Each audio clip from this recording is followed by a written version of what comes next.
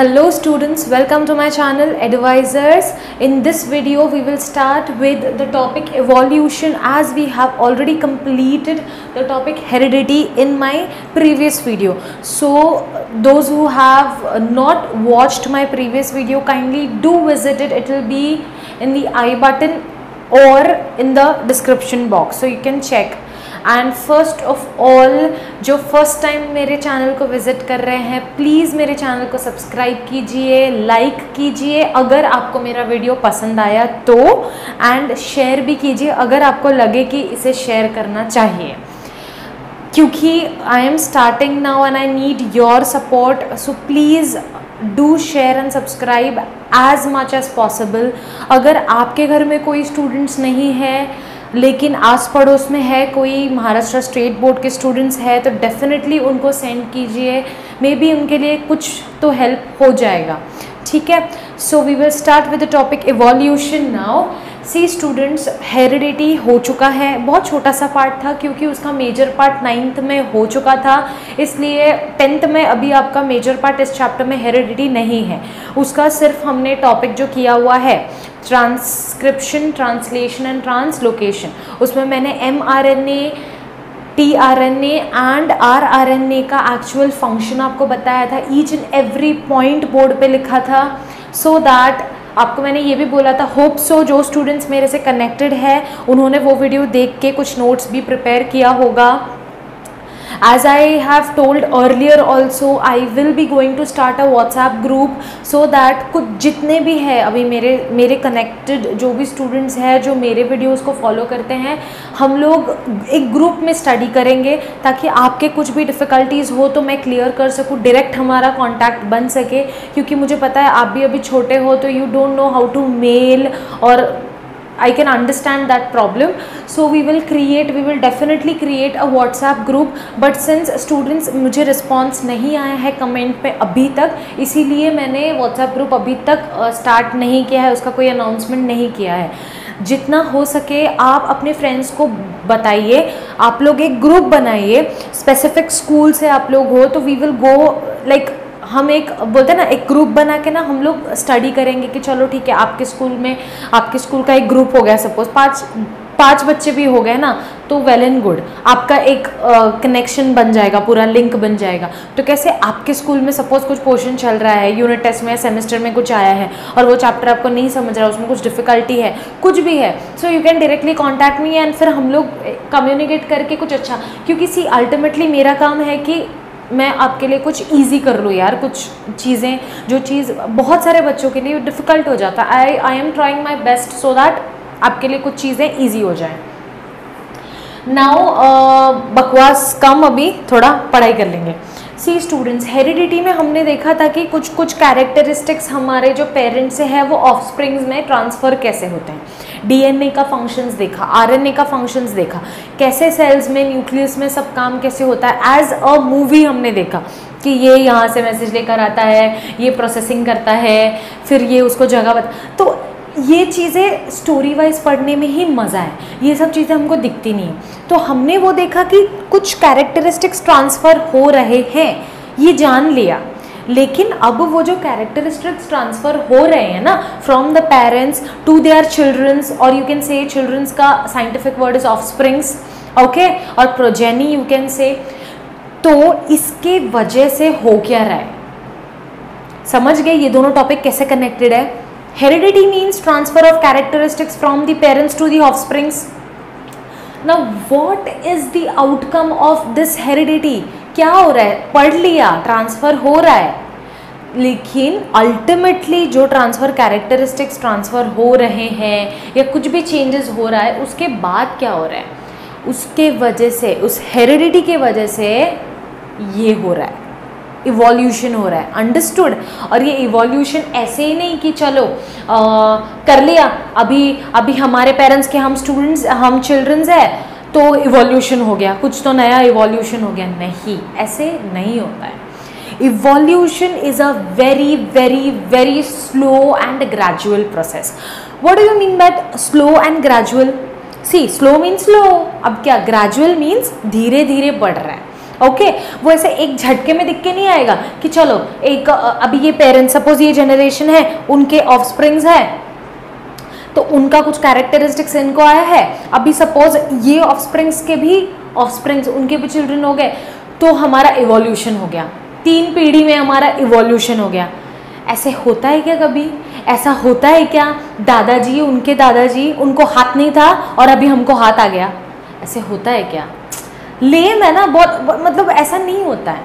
Evolution is a slow process. Okay so evolution ऐसा दिख के नहीं आएगा। आपको इवोल्यूशन देखना है ना, आप जिंदा ही नहीं रहोगे तब तक। अब हम लोग नहीं जी सकते ना यार, मैक्सिमम लोग जीते थे 100 साल, 105, 100, अभी तो 70-80 में तो लोगों की बोलते हैं ना हो जाता है ख़त्म यार, ढिल्ला हो जाता है सब, क्योंकि बिकॉज ही अभी सबको पता है पहले जितना स्ट्रेंथ अभी के लोगों में नहीं है बिकॉज ऑफ द खाना we are eating junk food. चलो जंक फूड नहीं खाते कुछ लोग, घर का खाना खाते हैं, वो जो आता भी है फार्म से वो सब पेस्टिसाइड्स ये वो सब कुछ।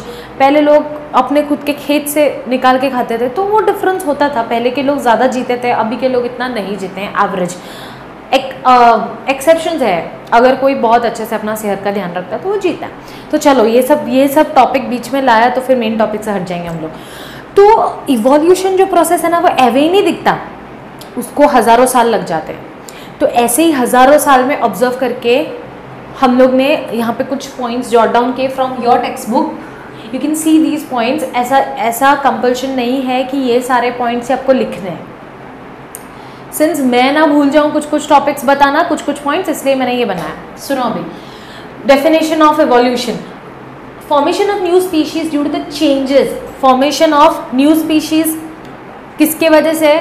ड्यू टू द चेंजेस का, किस में चेंजेस? इन स्पेसिफिक कैरेक्टरिस्टिक्स और in specific character, okay, of what? Of several generations. Of 1 generation नहीं बोला या ऑफ 2 जनरेशंस नहीं बोला, ऑफ सेवरल जनरेशंस।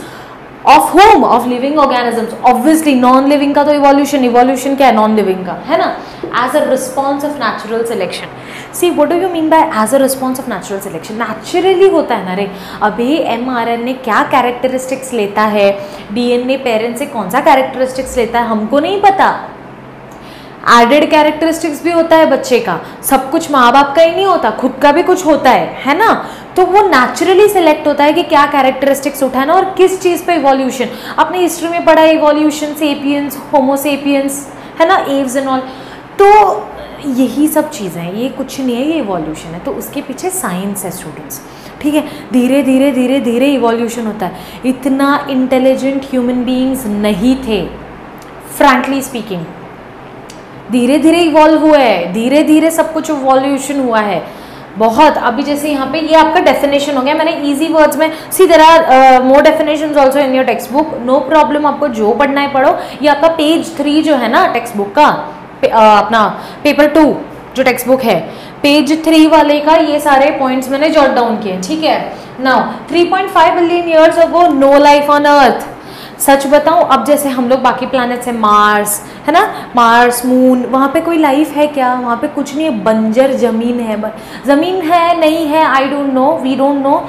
है लैंड, है लैंड भी नहीं है यार, अर्थ के अलावा कहीं लैंड नहीं है। कहीं कुछ रॉक्स मिल जाएंगे आपको, कहीं कुछ मिल जाएगा जहाँ पे लिविंग ऑर्गेनिजम्स का आई डोंट नो कितने साल बाद, पता नहीं, वहाँ पे भी लिविंग ऑर्गेनिजम्स हो सकते हैं इवॉल्व, या कहीं तो डिस्कवर हो सकते हैं, हमें पता नहीं है। वैसे ही अर्थ का था अराउंड 3.5 बिलियन ईयर्स अगो, अर्थ पे कोई लाइफ नहीं था। धीरे धीरे ओशंस में एक लाइफ आया, protoplasm was the first living material in the oceans of earth, understood.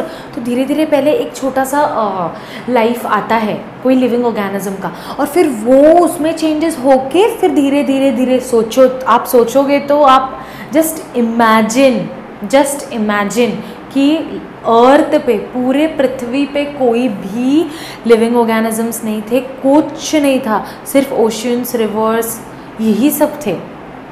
धीरे धीरे लिविंग ऑर्गेनिजम्स आए एंड देन उनमें चेंजेस हो के, जैसे मैंने यहाँ पे लिखा है protoplasm was the first living material, फिर उसका कुछ मल्टीप्लिकेशन, कुछ एवोल्यूशन हुआ एंड वो एक यूनिसेल्युलर बने। यूनिसेल्युलर के एग्जांपल्स अमीबा, पैरामीशियम, वो सब बने। फिर मल्टीसेल्युलर ऑर्गेनिजम्स बने। मल्टीसेल्युलर में हम जैसे आते हैं ह्यूमन बींग्स, मैमल्स, है ना। तो स्टूडेंट्स इट इज़ इतना डेप्थ में नहीं जाना है, बट नॉलेज रखना है कि यार सब कुछ इवोल्यूशन की वजह से होता है, ठीक है। Now simple elements formed first, तो सिंपल एलिमेंट्स फॉर्म जैसे कि ये, and then complex compounds formed, proteins, nucleic acids, है ना, यही सब बने, तभी तो फिर ये यूनिसेल्युलर मल्टीसेल्युलर में फिर वो डीएनए, न्यूक्लियस एंड ऑल, है ना, तो proteins, nucleic acid. Now lot of diversity in plants and animals, ये तो अपने को पता है यार, बहुत सारा डाइवर्सिटी है। जैसे प्लांट्स में यूनिसेल्युलर थे, मल्टीसेल्युलर बने, एनिमल्स में भी पहले यूनिसेल्युलर थे, फिर मल्टीसेल्युलर। जैसे एग्जाम्पल्स, ओके, यूनिसेल्युलर में सबसे पहले क्लोरेला। अब एक कॉलेरा वॉलेरा डिजीज बना देते, कॉलेरा इज अ डिजीज यार, दिस इज क्लोरेला, क्लॉ एल है बीच में। Chlorella was the first plant unicellular. Multicellular tree, कोई भी ट्री अभी मल्टीसेल्युलर है। वैसे ही एनिमल्स में यूनिसेल्युलर अमीबा, पैरामीशियम एंड इधर ह्यूमन बींग्स, मैमल्स, एनिमल्स, कोई भी, ठीक है। तो ये हो गया आपका पेज 3 वाला पार्ट, इवोल्यूशन। फिर हम देखेंगे, हमने पहले देखा कि कैरेक्टरिस्टिक्स ट्रांसफर कैसे होता है, उसको बोलते हैं हम लोग हेरिडिटी। ट्रांसफर हो गया तो उसका नतीजा क्या, होने के बाद क्या दिखता है इवोल्यूशन।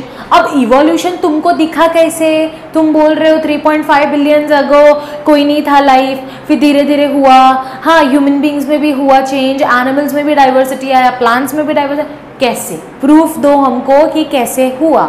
तो अब मैं अभी आपको प्रूफ दूंगी, that proof is nothing but evidences of evolution.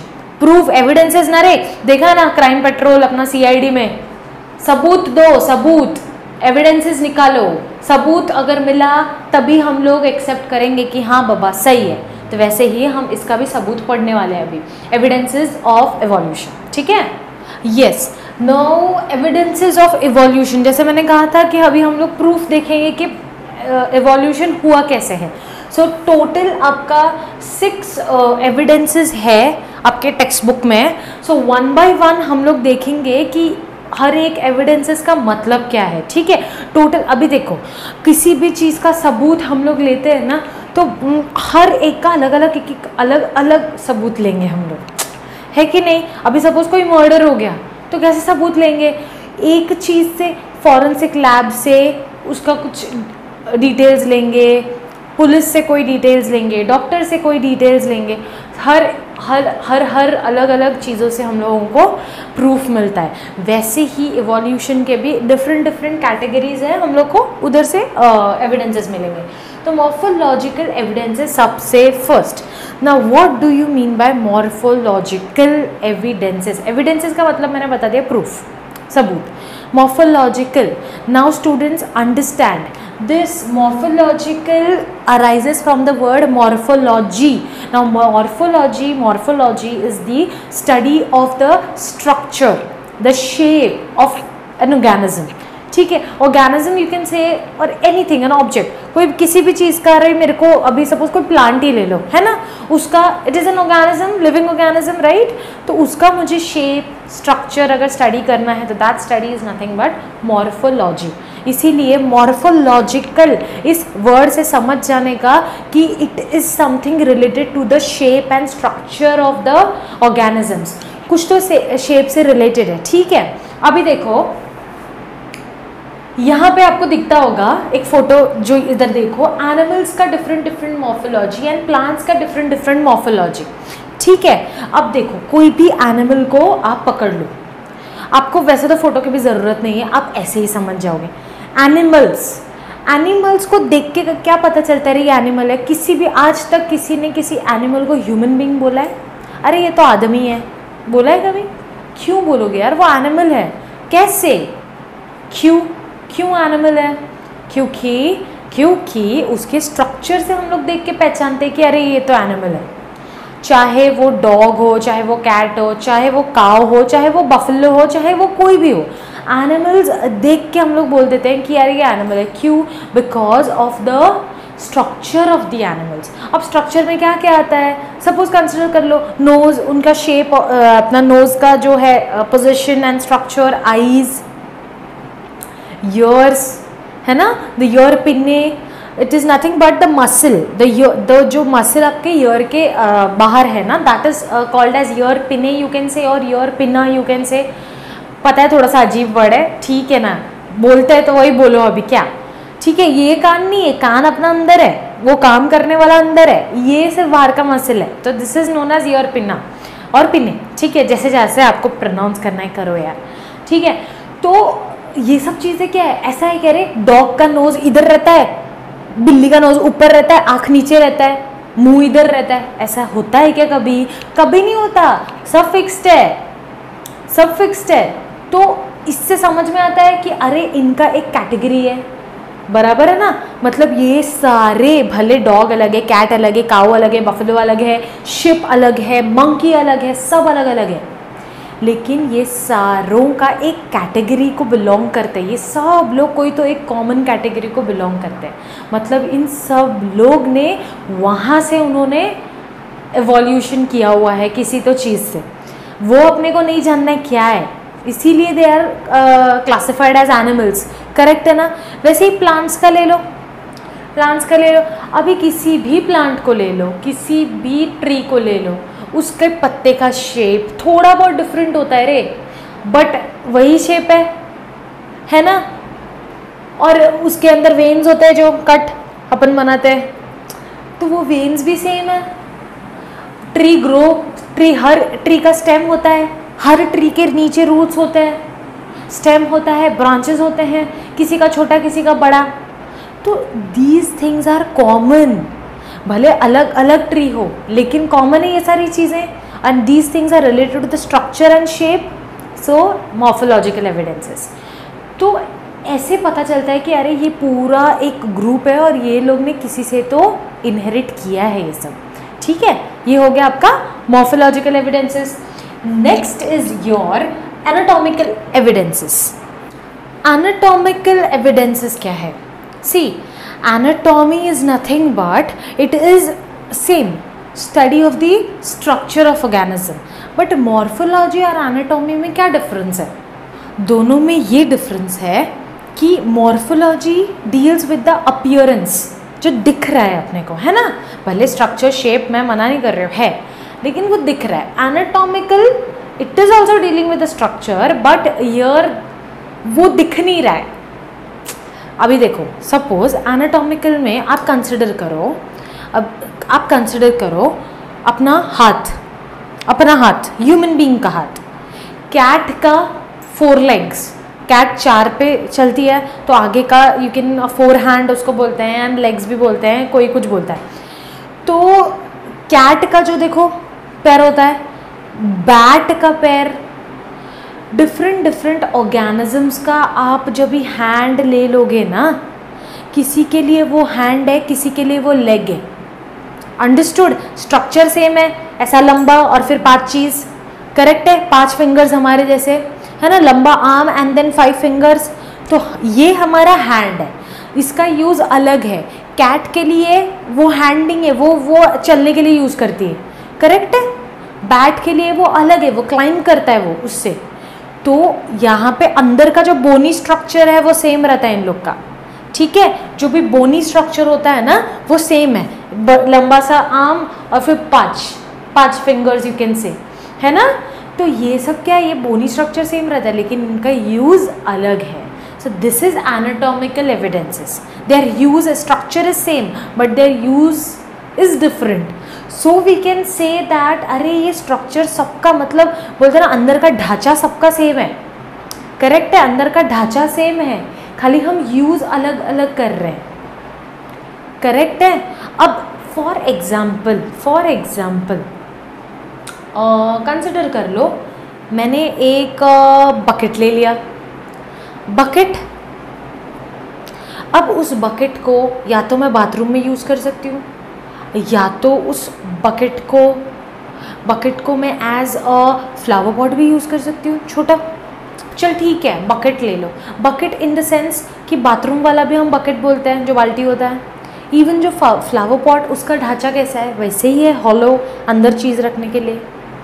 डब्बा हमारा जो स्टोरेज बॉक्स होते हैं, घर पे डब्बे होते हैं ना, तो उनका भी क्या है स्ट्रक्चर, वैसे ही है, हॉलो। तो आपको नहीं लगता कि इनका यूज़ सब अलग अलग है बट सबका ढांचा सेम है, मतलब इनका सबका स्ट्रक्चर सेम है, करेक्ट है। बट मॉर्फोलॉजिकल में क्या था, स्ट्रक्चर से, अभी नोज़ का स्ट्रक्चर वही, पोजीशन वही है, ठीक है। आईज़ का थोड़ा बहुत डिफरेंट रहता है लेकिन आईज़ का शेप ऐसे ही रहता है।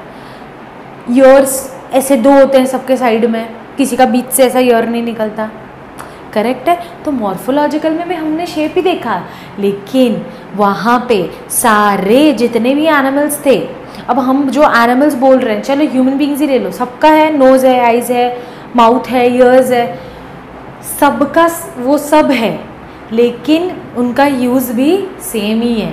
ऐसा है क्या कोई नाक से खा रहा है, हम नाक से स्मेल लेते हैं, एनिमल्स नाक से खाते हैं, ऐसा हुआ है कभी?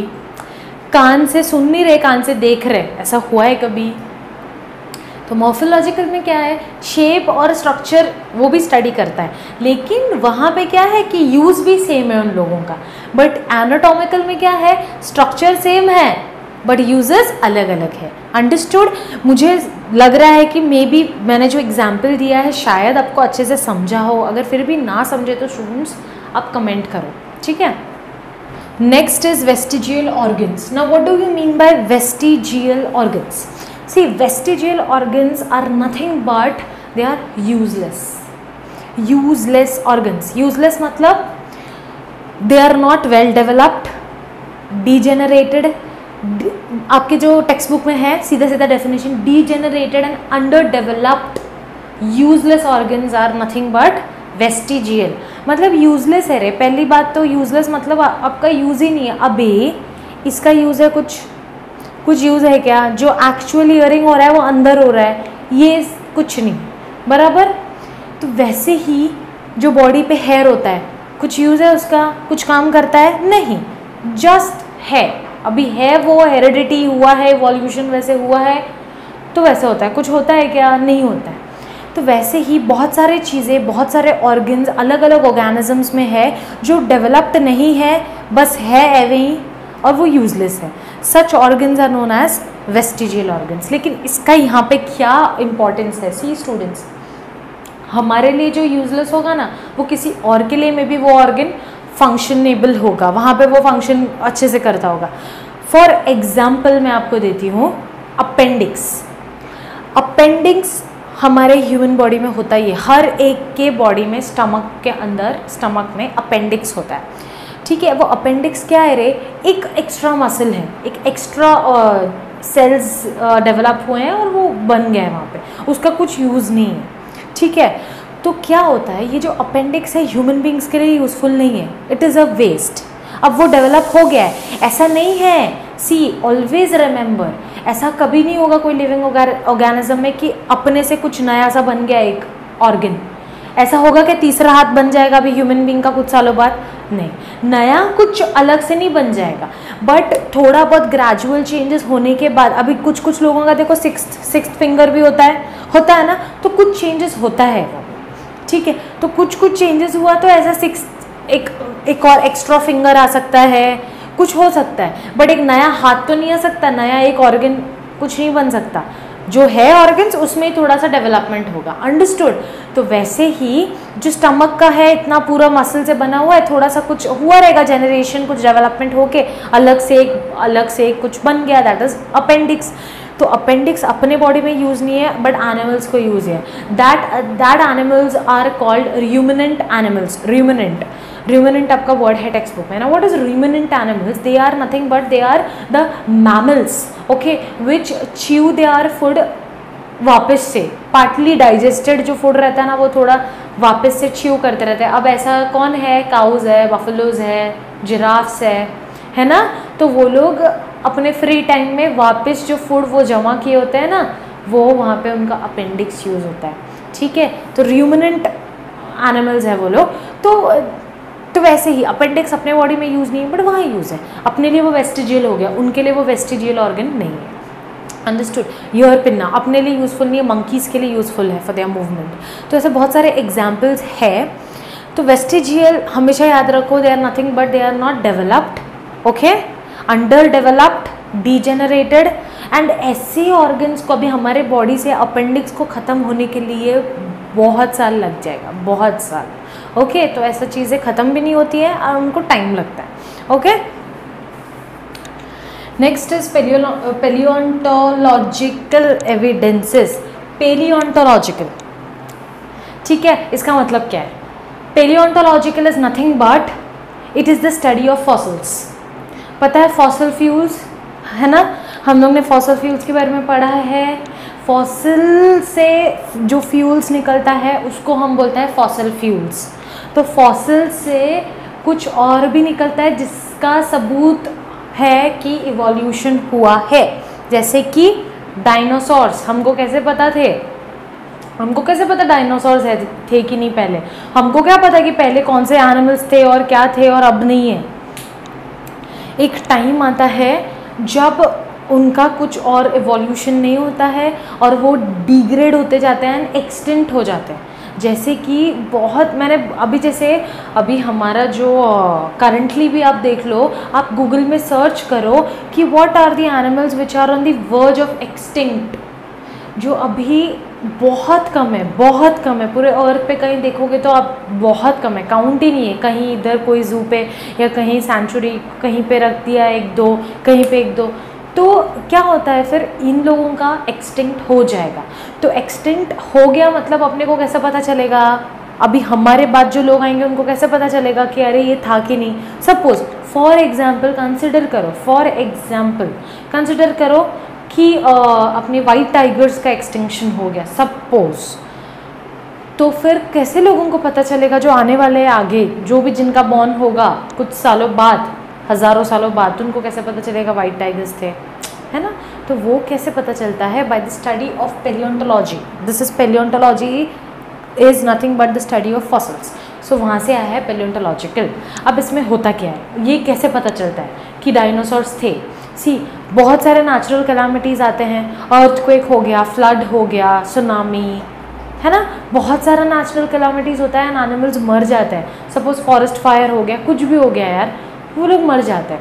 तो वो लोग मरने के बाद कहाँ बरी हो जाते हैं? लैंड में, इनसाइड द अर्थ। वो धीरे धीरे धीरे धीरे क्या होता है? डीके होते रहता है। अब वो डीके क्या होता है? अब इसी प्लांट्स एंड एनिमल्स बॉडी में क्या होता है? 2 कार्बन्स होते हैं, these are the isotopes, C12 and C14। तो अब ये दोनों में से ना रेडियो एक्टिव मतलब रिएक्टिव कौन सा है? C14। C12 is non radio active, मतलब रेज से कुछ रेज जो एटमॉस्फेयर में है उनके वजह से ये C14 है ना, ये रिएक्टिव है। तो वो रेज के वजह से वो C14 रिएक्टिव होके उसमें कुछ चेंजेस हो जाता है, बट C12 वैसे का वैसे ही रहता है। जैसे ही हम लोग, हमारे बॉडी में कार्बन है, पता है ना? तो कार्बन, ये दोनों कार्बन का एक रेशियो है हमारे बॉडी का। ह्यूमन बींग्स का अलग है, एनिमल्स का अलग है, सबका अलग अलग है। तो उस रेशियो से चेंज हो जाएगा, वो रेशियो चेंज हो जाएगा। सपोज कंसिडर कर लो कि 1:2 का रेशियो है ह्यूमन बींग्स का, कंसिडर कर लो। मरने के बाद, डीके होने के बाद, वो डीके हो रहा है ना दिन, अभी आप अंदर बरी कर देते हो, सब अलग अलग करते हैं। तो बरी करने के बाद क्या होता है? वो मिट्टी से, वहाँ से वो डीके होते जाता है और हज़ारों सालों बाद वो कहीं और नीचे होगा। इसीलिए देखो स्ट्रक्चर दिया आपके टेक्स्ट बुक में, डायग्राम है, द लेवल्स ऑफ ये फॉसिल्स। तो सबसे नीचे पेलियोजोइक एरा बोलते हैं उसको। वो पेलियोजोइक एरा मतलब वो एरा जो बहुत मिलियंस ऑफ ईयर्स अगो का एरा है। तब अगर कोई डीके हुआ होगा उनका, तो वो लोग वहाँ मिलेंगे, इतना डेप्थ। उसके ऊपर मीसोजोइक एरा, उससे थोड़ा रिसेंट, और सेंजोइक इज़ थोड़ा अभी का रिसेंट, करंट। ठीक है, तो ये 3 ऐसे स्ट्रक्चर्स हैं। तो हम लोग, कोई भी डीके हो सकता है ना वो टाइम पे। तो हम लोगों को सपोज डायनासोर इस लेवल में मिल गया, तो हम लोग कैलकुलेट कर सकते हैं कि वो कितने साल पहले था, यूजिंग कार्बन डेटिंग। ये एक मेथड है, आपको जानने का कोई ज़रूरत नहीं है, सिर्फ एक ओवरव्यू ले लो कि कार्बन डेटिंग में होता क्या है। एक्चुअली ये दोनों का रेशियो देखा जाता है। अपने को पता है कि कोई भी लिविंग बीइंग का जब जिंदा है तो उसका एक रेशियो होगा और वो फिक्स्ड रहेगा। वो मरने के बाद ये वाला चेंज नहीं होगा, बट ये ज़रूर चेंज होगा, क्योंकि this one is radio active. तो ये चेंज हो गया मतलब उनका रेशियो चेंज हो गया। तो रेशियो चेंज हुआ मतलब अपने को समझ जाएगा कि रेशियो कितना चेंज हुआ है, तो उससे हम लोग को पता चलेगा कि वो कब कितने साल पहले वो ऑर्गेनिज्म था। अंडरस्टूड। तो वो कार्बन डेटिंग इन डेप्थ आपको ज़रूरी नहीं है कुछ पढ़ना, आप सिर्फ एक ध्यान में रखो कि ये पेलियोंटोलॉजिकल एविडेंसेस में होता क्या है। It is nothing but fossils. Fossil से हम लोग पता करते हैं, जो रिमेन्स और जो रिमेन्स ऑफ एनिमल्स है ना, उससे हम लोग पता करते हैं अरे यार ये किसका एनिमल हो, ये क्या हो सकता है। अंडरस्टूड। एंड देन उसका फिर कार्बन जो भी बचा होगा, उसका जो भी फॉसिल बना रहेगा उसके बॉडी का, उससे हम लोग कार्बन ये C12 एंड C14 चेक करते हैं उनका रेशियो कि कितना चेंज हुआ है, कितने साल पहले वो बरी हुआ था इसलिए आज इतना चेंज हुआ है C14। अंडरस्टूड। सो स्टूडेंट्स जिसने भी अभी तक सब्सक्राइब नहीं किया है, please do subscribe to my channel यार, प्लीज़ सब्सक्राइब करो और अपनी फ्रेंड्स के साथ भी शेयर करो ज़्यादा से ज़्यादा। इतने सारे खुद तो इतने प्लेटफॉर्म्स पे हो गए ना, इंस्टाग्राम, फेसबुक, व्हाट्सएप तो है ना। करो यार शेयर अपने फ्रेंड्स के साथ। आप एक दो को करोगे तो भी मेरे को बहुत बेनिफिट है, क्योंकि पहुँचेगा लोगों तक। सी अगर आपको लगता है, and it is not forcefully, मैं किसी को फोर्स नहीं कर रही, अगर आपको लग रहा है कि नहीं यार ये मैम अच्छा पढ़ा रहे हैं, भेजना चाहिए तो सेंड कर दो। एवरी अनशन टिकटॉक वाले वीडियो इधर उधर सेंड करते रहते हो, आप करो, जिसका जो करना है करो, आई डोंट केयर। बट मेरा है कि बाबा आप शेयर करो। अगर आपको पसंद आता है मेरा वीडियो तो लाइक भी करो, बिकॉज आपके लाइक्स भी बहुत इंपॉर्टेंट है। यू वोंट नो, अभी अगर आपने मुझे सपोर्ट नहीं किया तो पता नहीं फिर क्या होगा, इसलिए अभी सपोर्ट करो। तो हम लोग नेक्स्ट अभी देखेंगे connecting links and embryological evidences, फिर आपका ये पूरा टॉपिक ख़त्म। Next is connecting links. Connecting links नाम से ही समझ रहा है कि something which will connect between two things, है ना। दो ग्रुप को जो कनेक्ट करेगा या दो लोगों को कनेक्ट करेगा वो कनेक्टिंग लिंक है। जैसे हमारे फ्रेंड्स, हम लोग ने किसी के साथ फ्रेंडशिप की है सपोज, है ना। अभी जैसे अपने क्लास में ही पकड़ लो, सब डिफरेंट डिविजन्स होते हैं, मेरे फ्रेंड्स मेरे डिवीजन वाले होंगे। तो अगर सपोज़ मेरा जो फ्रेंड है या मेरी जो फ्रेंड है उसकी कोई फ्रेंड दूसरे क्लास में है, तो फिर इनडायरेक्टली फिर वो भी मेरी फ्रेंड हो जाती है। वो रिसेस टाइम में, टिफ़िन जो लंच टाइम में हम लोग मिलेंगे, तो कैसे हो गया अभी कनेक्टिंग लिंक कौन बना, जो फ्रेंड है जो एक्चुअली मेरी फ्रेंड थी एंड वो उसकी भी फ्रेंड है, correct. Same way connecting links, यहाँ पे कुछ एग्जाम्पल्स आपको मिलेंगे, ये देख के कुछ ऐसा ये नहीं, मैंने बहुत शॉर्ट में बताया ताकि आपको एक्चुअल आइडिया आ जाए। तो कनेक्टिंग लिंक्स ना ऐसे कुछ ऑर्गेनिजम्स है जो दो ग्रुप के प्रॉपर्टीज़ कि दो ग्रुप के अलग अलग प्रॉपर्टीज़ उनमें होते हैं। अंडरस्टूड। तो first example here is, 3 diagram है आपके नीचे, एक डायग्राम है, 3 अलग अलग एनिमल्स है, तो आप लोग उसमें देख लो, देख के कुछ समझेगा नहीं, ठीक है। First is पेरिपेटस। पेरिपेटस का क्या है एक्चुअली, उसके जो यू कैन से कैरेक्टरिस्टिक्स क्या है, सेगमेंटेड बॉडी है। सेगमेंटेड बॉडी किसका होता है, अर्थवर्म होता है, अर्थवर्म का, तो वो एक्चुअली ग्रुप एनालिडा में आता है, ठीक है। ये सब ना अपना डाइवर्सिटी इन ऑर्गेनिजम्स जो अलग अलग है ये उसमें है, वो ग्रुप का नाम है एनालिडा। एनालिडा में अर्थवर्म्स एंड ऑल आते हैं, सेगमेंटेड बॉडी है, ओके। नेक्स्ट उसमें और क्या है, tracheal respiration and open circulatory system. Tracheal respiration किस में होता है, ट्रकिया किस में होता है, कॉकरोच में होता है trachea. Tracheal respiration and open circulatory system भी उसमें होता है। तो वो लोग क्या है, इंसेक्ट्स है, तो वो कौन से ग्रुप में आता है, आर्थ्रोपोडा में।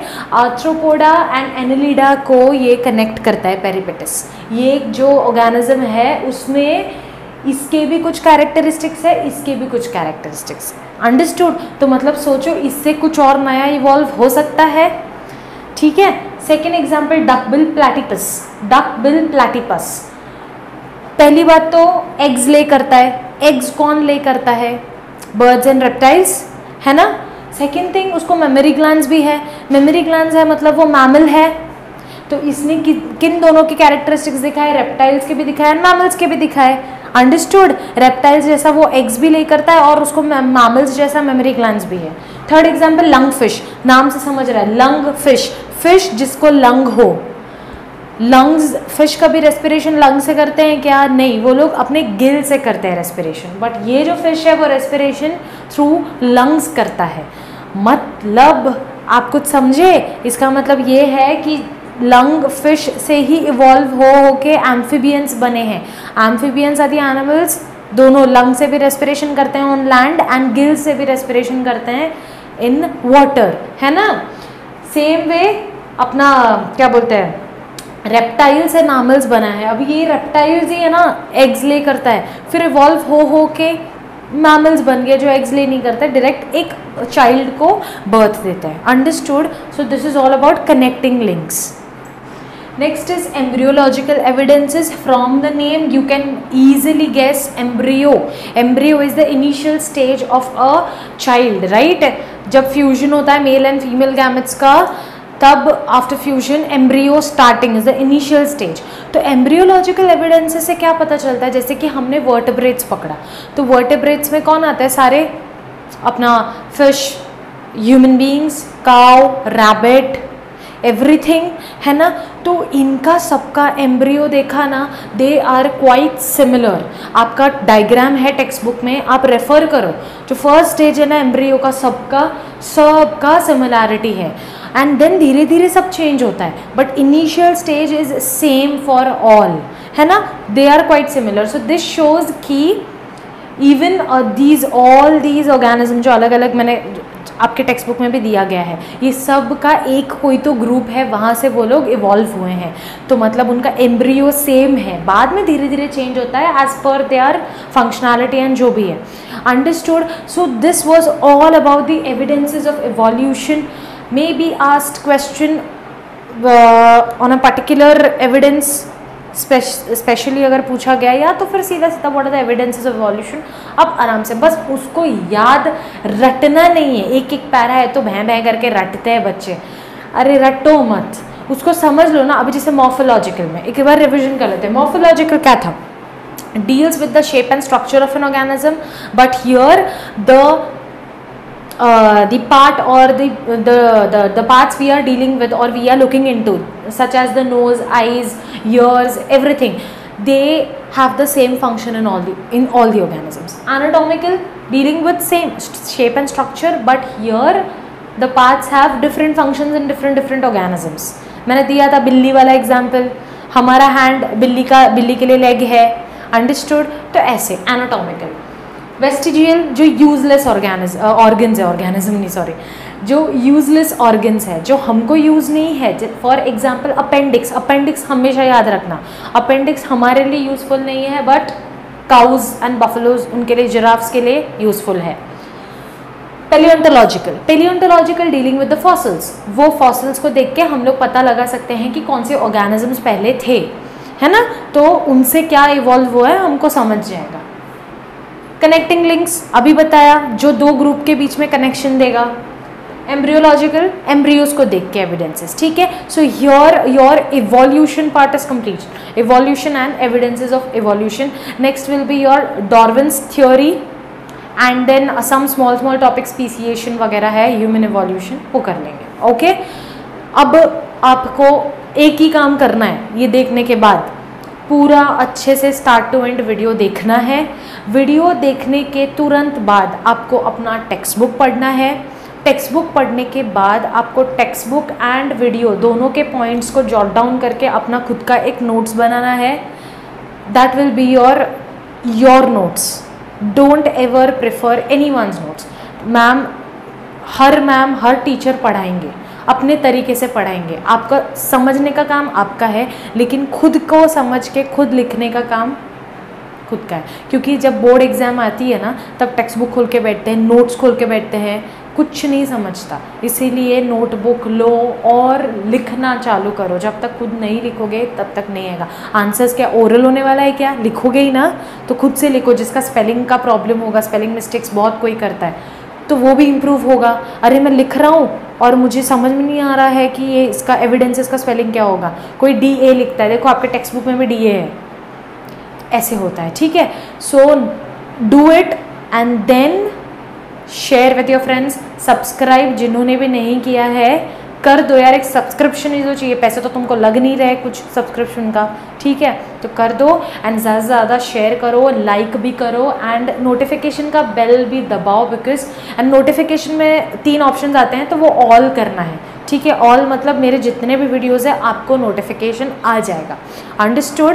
एंड व्हाट्सएप वाला जो मैंने बताया है वो अगर आप इंटरेस्टेड हो कि हाँ चलो मैम हम लोग एक ग्रुप क्रिएट करते हैं, हम स्टडी करेंगे, तो मुझे कमेंट में डालो, तो we will create a group. Okay, till then all the best.